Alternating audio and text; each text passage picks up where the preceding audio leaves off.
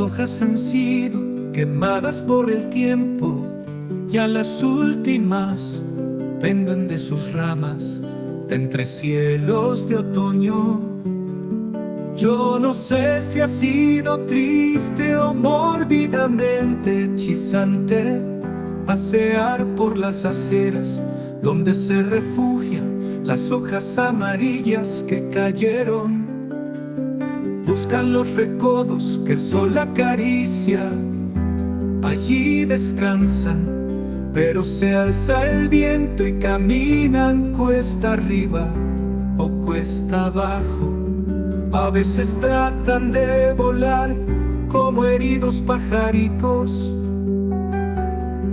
Extrañamente van como iba yo hace poco, con mis queridas dos muletas.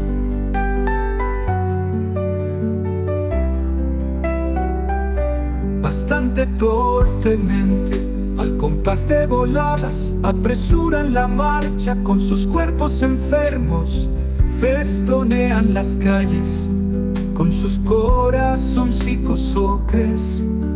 Van y vienen con sus vidas nocturnas, ya buscando otra aurora.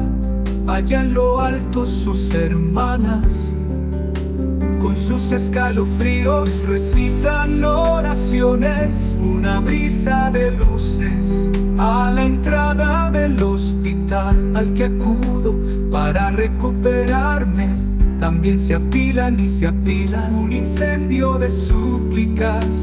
Solo una logró entrar y era la misma soledad en un pasillo sin nadie.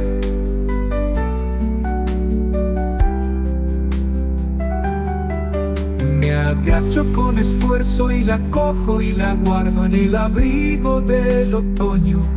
De vuelta a casa hay un bosque para ella.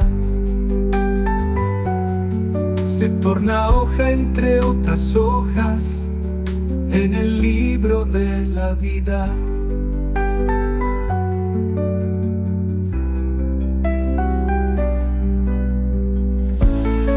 A veces tratan de volar como heridos pajaricos. Extrañamente van como iba yo hace poco, con mis queridas dos muletas. Con mis queridas dos muletas.